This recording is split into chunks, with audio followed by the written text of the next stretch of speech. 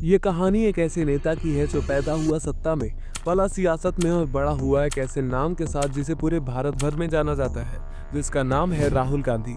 लेकिन सवाल यह है कि क्या राहुल गांधी ने अपने नाम की कीमत समझी या उसे विवाद और गलत फहमियों की परतों में लपेट कर रख दिया। आज हम बात करेंगे उस राहुल गांधी की जिसे कभी देश का भविष्य कहा गया, लेकिन अब उसकी पहचान बहानेबाजी, भ्रम और बेशुमार विवाद के नाम पर बन चुकी है। शुरुआत होती है उस पहली दरार से जिसने इस राजनीतिक चेहरे की सच्चाई को सामने लाना शुरू कर दिया।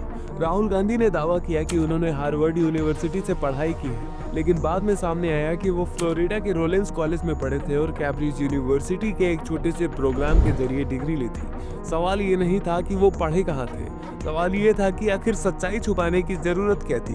क्या एक नेता को अपने जीवन के हर पहलू को ट्रांसपेरेंट नहीं रखना चाहिए? फिर आता है वो मामला जिसने इस नेता की कहानी पर सबसे बड़ा सवाल खड़ा कर दिया, national Herald case. Congress party ने एक अखबार जिसका नाम नेशनल हेराल्ड था, उसको फिर से जिंदा करने के नाम पर यंग इंडिया प्राइवेट लिमिटेड नाम की कंपनी बनाई, जिसमें राहुल गांधी और उनकी मां सोनिया गांधी की 76% हिस्सेदारी थी।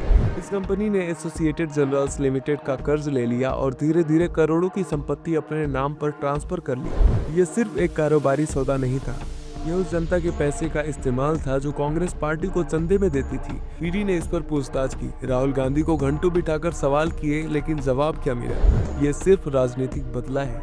क्या यही होता है एक सच्चे नेता की पहचान? राहुल गांधी के राजनीतिक जीवन का अगला बड़ा विवाद था हिंदू आतंकवाद शब्द का इस्तेमाल। विकीलीक्स के दस्तावेजों में दावा किया गया है कि राहुल गांधी ने अमेरिकी राजदूत से कहा कि भारत को सबसे बड़ा खतरा मुस्लिम आतंकवाद से नहीं बल्कि हिंदू चरमपंथ से है।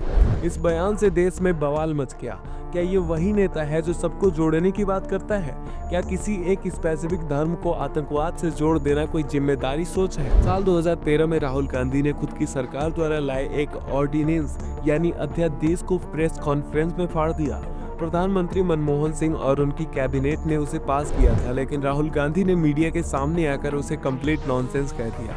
क्या ये पार्टी के भीतर असहमति थी या असली चेहरे का पर्दाफाश? क्या ये वही नेता था जो अनुशासन की बात करता है लेकिन अपनी ही सरकार की बेइज्जती करता है? अब बात करते हैं उस नारे की जिसने पूरे देश में आग लगा दी, चौकीदार चोर है।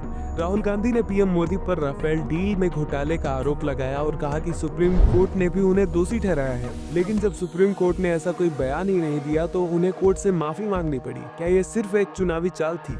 एक नेता जो देश के सबसे बड़े न्यायालय के नाम पर झूठ बोले, क्या वो देश की बागडोर संभालने के लिए एलिजिबल है? राहुल गांधी के बयानों की लिस्ट यहीं खत्म नहीं होती। विदेश में जाकर अपने ही देश की आलोचना करना राहुल गांधी का एक आदत बन चुका है। 2023 में लंदन में उन्होंने कहा था कि भारत में लोकतंत्र खत्म हो चुका है और उन्हें संसद में बोलने नहीं दिया जाता।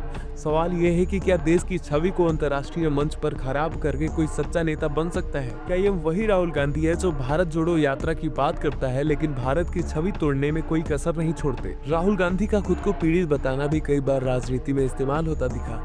हर भाषण में वो कहते, मैंने अपने पिता को खोया, मैंने अपनी दादी को खोया, मैं नफरत से नहीं डरता।